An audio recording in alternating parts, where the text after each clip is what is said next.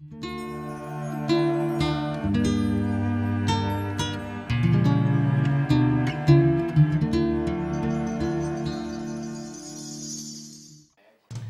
saudara-saudara, puji Tuhan kita berjumpa kembali dalam kasih anugerah Tuhan bersama saya Pendeta Peter Condro Santoso. Dan saya percaya hari ini adalah hari yang berbeda. Mengapa? Karena hari ini kita merayakan hari Paskah, di mana Yesus bangkit di antara orang mati.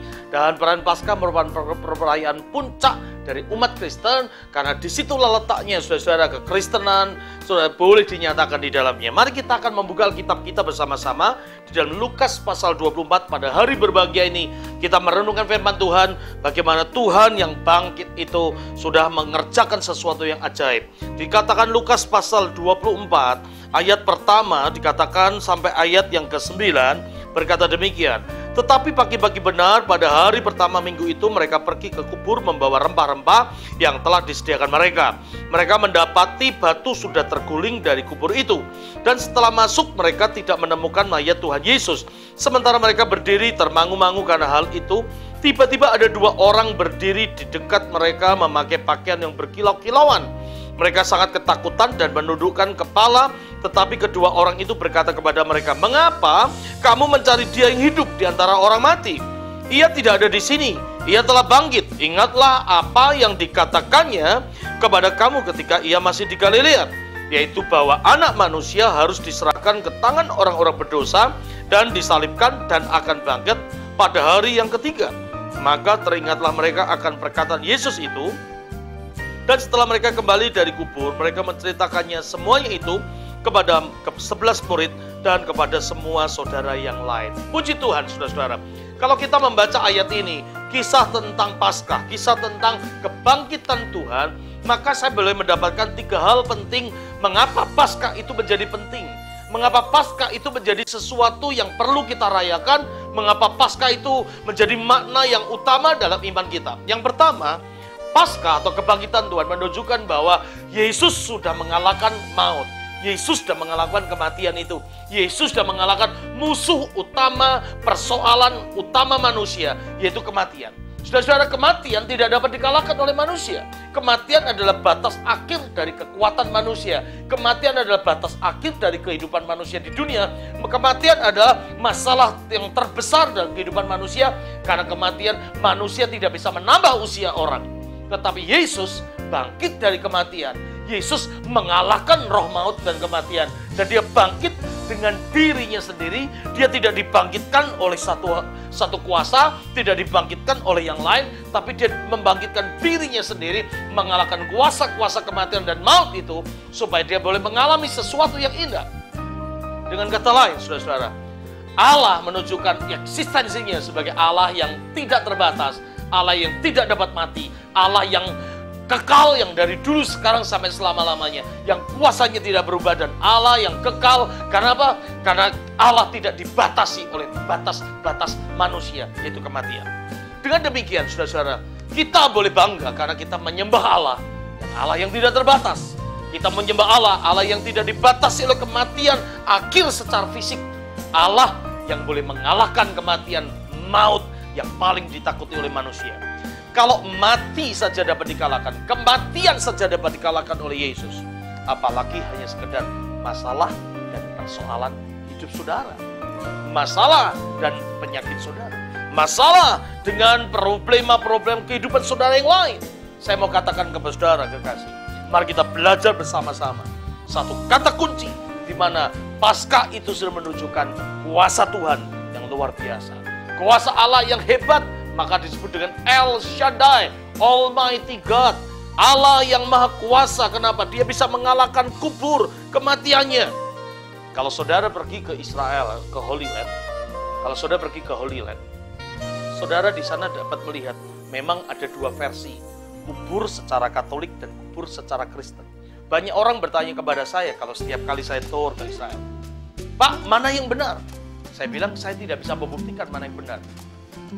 Tapi saya berkata dua-duanya bisa disebut benar. Kenapa? Dua-duanya kosong. Yang kata kuncinya adalah keduanya kubur itu sudah kosong.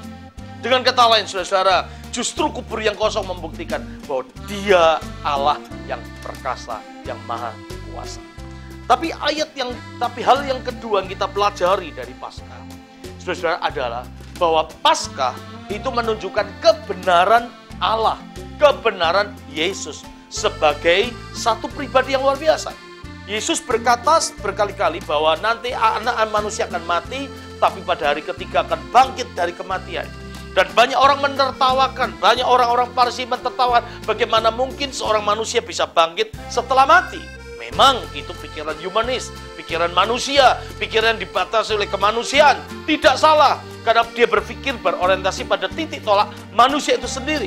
Tetapi Yesus berani berkata-kata karena dia Allah, dia firman, dia adalah sumber dari segala kehidupan. Saudara tahu di bawah kolong langit ini tidak ada yang dapat memerintahkan, yang tidak dapat membatalkan firman Tuhan, saudara-saudara kekasih. Sebab itu Paskah membuktikan kebenaran firman Allah. Dengan Paskah kita semakin yakin iman saudara tidak pernah salah. Iman saudara menyembah kepada Tuhan tidak salah. Paskah itu membuktikan iman yang hakiki, di mana iman kita boleh terbuktikan. Kenapa? Yesus yang berkata 3 hari bangkit, dan ternyata dia bangkit pada hari ketiga. Tidak terlambat, bahkan tidak mati sekaligus. Banyak nabi memproklamirkan diri sebagai nabi yang hebat, nabi yang besar, tetapi dia tetap mati. Dia tetap mati, dan dia tidak bisa mengalahkan kematiannya. Tetapi Yesus mengalahkan kematian, menunjukkan dia benar, bahwa janjinya benar, firman-Nya benar, saudara-saudara, tidak pernah meleset. Dan itulah yang menjadi pegangan hidup saudara. Ketika saudara memegang janji firman Tuhan, memegang firman Tuhan yang Anda baca tiap hari, Anda sedang membaca kebenaran, janjinya ya dan amin, dan pasti digenapi dalam hidup saudara. Karena dia adalah Logos yang menjadi rema. Dia adalah firman yang menjadi satu kuasa. Firman yang mati mungkin seperti kitab buku yang biasa, tapi firman itu menjadi hidup. Kenapa? Rema, yaitu apa? Saudara meyakini dengan iman. Banyak di antara saudara membaca firman Tuhan, tetapi kalau saudara tidak meyakini menjadi kuasa, maka firman itu tetap menjadi logos, tidak pernah menjadi rema dalam kehidupan kita. Dalam hal ini, saudara-saudara, ketika kita memeringati Paskah, kita memeringati kebenaran janji Tuhan atas kehidupan. Apa janji Tuhan atas kehidupan? Apa janji Tuhan atas kehidupan? Engkau berkata, Tuhan berkata apa? Oleh bilur-bilur aku disembelih. Benar. Yakinilah. Mungkin sudah berkata, Pak, hidup saya susah. Tapi apa kata Tuhan? Janji Tuhan berkata apa? Bahwa ia tidak pernah mendatangkan kecelakaan. Ia tidak pernah mendatangkan masa depan yang suram. Dan yakini, imani bahwa itu sebuah kebenaran yang tidak dapat dibantahkan dalam hidup saudara. Banyak orang bisa membaca firman Tuhan.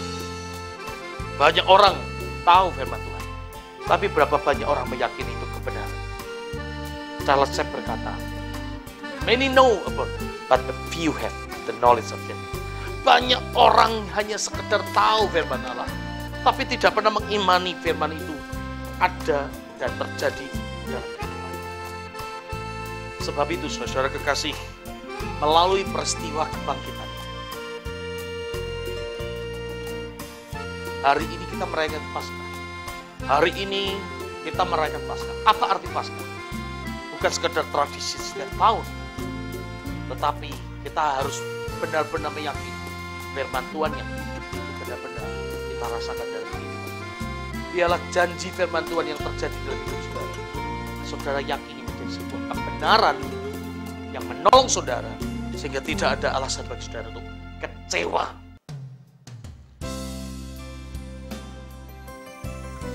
Kecewa dengan Tuhan Yesus. Mengapa? Karena Allah ya dan amin.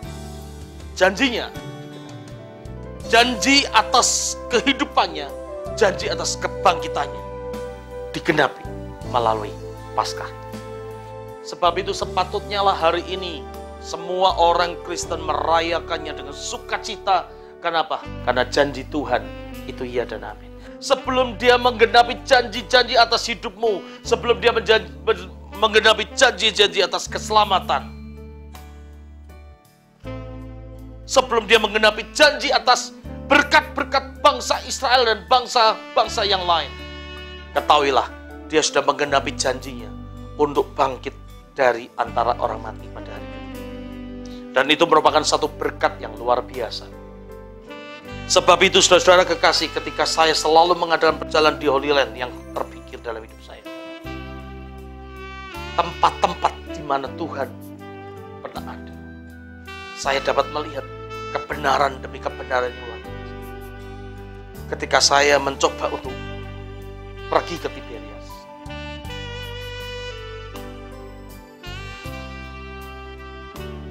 di sana ada Roman Theater di daerah Caesarea di kota Haifa. Saya mencoba untuk menyanyi atau berkata-kata. Saudara-saudara, tempat duduk itu bisa menampung lebih dari 10.000 tanpa mikrofon. Dan ketika saya membaca ayat biasa tidak ngotot, dan saya menanyakan pada peserta yang duduk di bangku yang ke 10.000 lebih, dan dia berkata, saya dapat mendengar. Ternyata saudara, Yesus pintar, karena Yesus menggunakan angin Danau Galilea dan limestone, di mana di Danau Galilea itu banyak batu-batu kuala yang memantulkan suara, sehingga 5.000 orang dapat mendengar. Itu bukan perkara besar, tetapi itu adalah perkara yang luar biasa. Yang menjadi pikiran saya adalah, Yesus ternyata adalah seorang yang pintar. Dan ketika saya pergi ke sana, saya hanya bisa membuktikan benarnya. Apa dikatakan Alkitab itu? Saya bertanya kepada seorang Jewish. Dia tidak percaya Yesus. Dia tidak percaya perjanjian baru. Saya berkata, apakah di tempat ini mungkin pada masa 2000 tahun lalu ada 5-10.000 orang? Ada. Karena tempat di Kapernaum, tempat di mana Yesus pernah mengadakan mujizat ribuan orang, itu adalah tempat transit di mana perjalanan Via Maris antara pergi dari mulai jalan Mesir sampai ke Turki, ada patahan besar. Di situ ada jalan yang disebut Via Maris, jalan kuno. Jalan mulai dari Mesir sampai ke Turki. Dan Tiberias adalah tempat di mana transit, karena di situ ada danau, ada laut, ada air tawar, ada kehidupan yang luar biasa. Dan ribuan orang mulai dari Venesia, Syro Venesia sampai kemana-mana, itu transit di kota ini. Jadi sangat mungkin kekristenan terjadi dimulai dari apa? Usaha perdagangan, karena itu daerah transit, daerah marketplace. Sehingga kekristenan berkembang begitu luar biasa. Karena apa? Ketika mereka mendengar tentang Yesus dan Galilea. Saya hanya berpikir, orang kuno, orang yang hidup pada 2000 tahun lalu, tetapi sudah berpikir sesuatu yang high-tech, yang sangat modern. Dan saya boleh mengucap syukur untuk keberadaan itu. Karena kita punya Yesus, bukan sekadar Yesus yang bodoh, tapi Yesus yang luar biasa. Kebenarannya nyata dalam kehidupan kita. Kalau kita membaca Alkitab kita, saudara, maka kita dapat melihat kebangkitan Tuhan mewarnai kehidupan penuh dengan kebenaran. Sejak saat itu kita tidak perlu ragu-ragu akan kehidupan kita. Sejak saat itu kita tidak perlu bimbang atas kehidupan kita. Kita tidak perlu bimbang setelah ini saya mau kemana. Ada banyak orang bertanya-tanya sesuai tradisi. Ada orang yang mempersembahkan dupa, ada orang mempersembahkan makanan supaya arwah keluarganya bisa diterima di sana. Ada orang menyisipkan kertas yang merupakan lambang dari cek, dari uang, supaya nanti pada waktu dalam perjalanan menuju surga, kalau haus bisa beli makanan, kalau beli di sana bisa beli kapling, beli apa, macam-macam sesuatu yang hanya digambarkan dengan gambar-gambar Yunanis, gambaran manusia yang seakan-akan bahwa surga itu tempat seperti dunia ini yang dapat dibeli. Tapi Alkitab katakan surga itu adalah jalan dari Tuhan Yesus. Barang siapa percaya, dia akan masuk surga. Sebab itu saudara-saudara kekasih, menjadi keyakinan iman kita bahwa Yesus adalah kebenaran. Dan kekristenan memiliki sumber kebenaran, yaitu kebangkitan Yesus itu sendiri.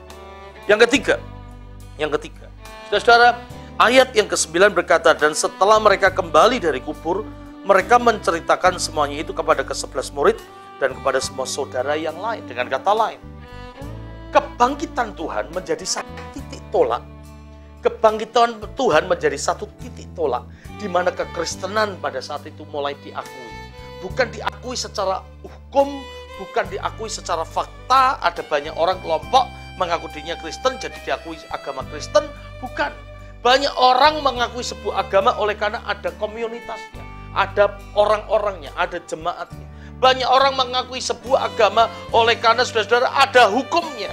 Dia mendaftarkan diri dalam hukum. Tetapi kekristenan, saudara-saudara, membuktikan titik tolaknya dari sebuah kebenaran kehidupan di mana Yesus yang mati dibangkitkan. Dan kebangkitan Yesus mewarnai, menyempurnakan agama yang sudah ada pada waktu itu. Agama Jewish, di mana mereka, saudara-saudara, saat itu mereka sedang bimbang dengan Mesias. Mereka menantikan Mesias, tapi Yesus yang bangkit dari kematian menandakan satu era baru, kekristenan, era baru iman Kristen. Kenapa? Karena Allah yang dinyatakan dalam diri manusia bernama Yesus bangkit dari kematian. Jadi dia bisa mengalahkan kemanusiaannya, tubuh jasad manusianya, dan dia mulai menjadi sesuatu yang ilahi. Dan di situ menjadi kunci kemenangan. Sejak saat itu orang-orang Kristen merayakan hari Sabat, hari kemenangan, dengan hari Minggu karena Yesus bangkit pada hari Minggu. Dan saudara kekasih, sebab itu, jangan kita kembalikan ke dalam tradisi agama-agama yang lama. Kekristenan harus berpacu kepada Kristus. Kekristenan harus bersentral kepada Kristus. Kekristenan tidak bersentral kepada agama yang lain. Seakan-akan kekristenan adalah sambungan dari agama-agama yang lain. Tapi sebetulnya kekristenan adalah satu fakta di mana Kristus yang kita sembah benar-benar Allah dan bukan sekedar manusia biasa. Buktinya, dia mengalahkan keterbatasan manusia, yaitu bangkit dari antara orang mati. Hukum yang sulit diterima, mungkinkah ada seorang yang bisa bangkit dari antara orang mati? Tapi Yesus bisa membuktikan kuasanya, dan itu merupakan kunci kemenangan kekristenan kita. Sebab itu nggak usah ragu-ragu lagi iman saudara kepada Kristus, karena Kristus yang sudah mati itu menjadi bangkit, menjadi bukti segala sesuatu. Kalau Kristus hanya berhenti sampai kematian, maka Kristus tidak sama, tidak lain adalah manusia biasa saja, yang istimewa, tetapi manusia yang luar biasa. Saya sangat terketuk dengan sebuah kesaksian yang luar biasa dari Napoleon Bonaparte. Ketika Napoleon Bonaparte dibuang di satu pulau namanya Pulau Helena, di sebuah penjara, di situ ada chapel Katolik. Dia berkata pada prajuritnya, "Aku iri dengan orang yang disalib ini. Karena dia bisa mengalahkan dunia dengan satu orang." Saudara-saudara kekasih, dia bisa mengalahkan, bisa mempengaruhi orang sampai hari ini. Tapi aku gagal. Tiba-tiba prajuritnya berkata, "Tuan, boleh aku berkata sesuatu?" "Iya. Kalau Tuhan mengalahkan dunia dengan mengorbankan darah prajurit-prajurit Tuhan. Kalau Tuhan mengalahkan dunia merebut satu negara dengan menggunakan darah tentara-tentara dan prajurit. Kalau orang ini Tuhan mengalahkan dunia dengan darahnya sendiri, justru supaya orang-orang lain tidak perlu keluar. Kalau Tuhan mengalahkan dunia dengan darah para prajurit, dia mengalahkan dengan darahnya sendiri di atas kayu salib. Sampai hari ini, kekristenan menyebar ke seluruh dunia. Napoleon Bonaparte dalam akhir kehidupannya dia menyesal. Dia pernah berkata, "Mungkinkah orang seperti aku ini boleh mengenal dia?" Saudara-saudara kekasih, banyak orang mencapai sebuah reputasi yang tinggi dengan cara orang-orang lain berkorban untuk dia. Banyak pemimpin dunia mencapai tingkat karir dunia dengan mengorbankan rakyat kecil supaya dia mencapai sesuatu. Tapi Yesus yang kita sembah mengorbankan dirinya sendiri supaya saudara dan saya tidak perlu mengeluarkan darah, supaya saudara dan saya tidak perlu berkorban. Hari ini kita belajar bersama-sama, saudara-saudara, mengapa kita perlu merayakan, mengapa kita perlu merayakan Paskah, mengapa Paskah menjadi bagian penting bagi iman kehidupan kita. Karena sudah tahu, Paskah adalah kunci kemenangan. Karena ada satu orang yang sudah menebus semua manusia, dengan darahnya sendiri, bukan dengan darah orang-orang lain. Itu Yesus. Puji Tuhan. Biarlah saudara-saudara renungan singkat ini menjadi penting bagi kita. Karena kita tahu saudara-saudara ada sesuatu yang luar biasa yang Tuhan mau kerjakan dalam kita. Renungkan saudara-saudara. Ketika kita mulai memikirkan tentang diri kita, apakah Yesus tidak kurang berkorban? Apakah Yesus kurang cukup pengorbanannya atas kita? Dia mati, saudara. Hari ini saya tidak tahu siapa saudara. Saya tidak tahu di mana Anda berada. Tapi saya mau katakan dimanapun Anda berada, satu kata yang paling penting adalah Yesus mengasihi saudara. Karena dia akan menjadi orang yang konyol kalau dia mati sendirian tanpa tujuan. Mengapa dia mau mati? Karena dia ingin menebus dosa saudara. Yang harusnya saudaralah yang dihukum mati. Tapi dia menebus dosa saudara. Supaya saudara layak di hadapan Tuhan. Dan puji Tuhan, mari kita belajar bersama-sama. Biarlah saudara-saudara kekasih, kita merayakan Paskah dengan sukacita. Puji Tuhan. Mari kita berdoa bersama-sama. Kami mengucap syukur kepadamu ya Tuhan, karena Engkau Allah yang baik, Allah yang rela mati bagi kami, Allah yang rela dicalibkan bagi kami, dan Allah yang bangkit supaya kami menjadi sempurna, supaya iman kami menjadi nyata, supaya iman kami benar-benar membawa berkat yang luar biasa atas kehidupan kami. Kami serahkan ke dalam tangan Tuhan. Bekerjalah supaya kami boleh melihat sesuatu yang salah. Kami ingin mengucap syukur, biarlah Tuhan campur tangan atas kehidupan kami. Terima kasih. Bekerjalah dalam hidup kami. Bekerjalah untuk selanjutnya. Nama Tuhan dipermuliakan. Dalam nama Tuhan Yesus. Puji Tuhan. Saya percaya hari ini hari kemenangan. Paskah itu kemenangan. Selamat Paskah. Puji Tuhan. Saya Pendeta Peter Sondro Santoso. Shalom.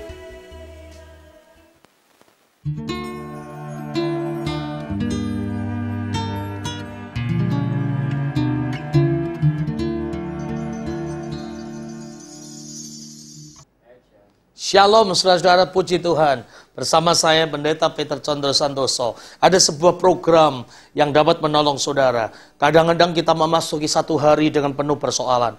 Kadang-kadang pagi hari ketika kita bangun, kita sudah dihadapkan dengan setumpuk masalah dalam hidup kita. Puji Tuhan, ada berita yang luar biasa. Supaya saudara mendapatkan penghiburan, kekuatan bersama firman Tuhan. Bersama saya langsung setiap pagi. Cukup saudara mendaftarkan REG spasi BC. REG spasi BC, REG spasi BC, dan kirim ke 9386, 9386. Setiap pagi saudara akan mendapatkan kekuatan, memasuki hari-hari yang penuh dengan kesulitan. Saudara mendapat penghiburan, kekuatan dari firman Tuhan melalui saya, Pendeta Peter Sondro Santoso. Puji Tuhan, Tuhan memberkati saudara. Daftarkan segera, pastikan bahwa setiap pagi saudara mendapatkan firman Tuhan untuk menolong hidup saudara. Amin.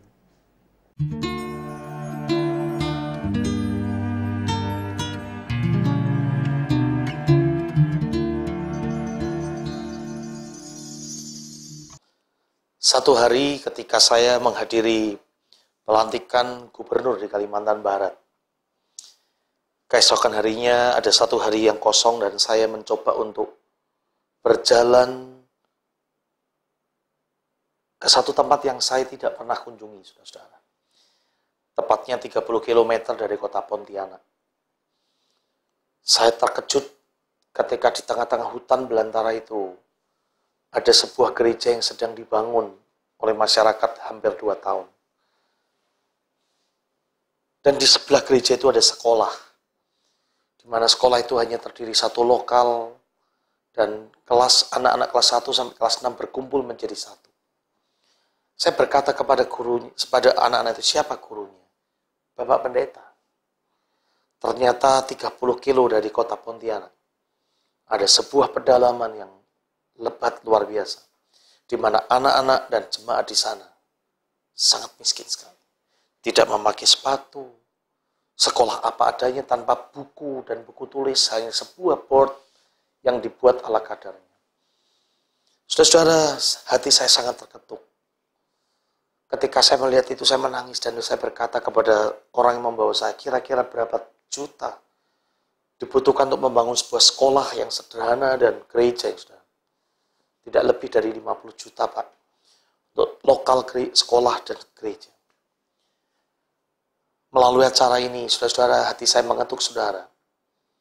Ketika saudara dipanggil Tuhan menjadi berkat. Ketika saudara melihat hidup saudara tahun ini mungkin diberkati Tuhan. Tetapi 30 kilo dari sebuah kota di Pontianak, ada sebuah keadaan yang sangat-sangat saudara antagonis. Di mana sangat kontras sekali, di mana kemewahan sedang terjadi, tetapi ada kemiskinan. Dan kalau saudara rindu diberkati, di bawah ini ada nomor account yang saudara dapat salurkan berkat itu. Dan saya menanti persembahan saudara, karena persembahan saudara akan menjadi berkat bagi komunitas di sana. Berkat orang-orang di sana. Saya Pendeta Peter Condro. Tuhan memberkati saudara.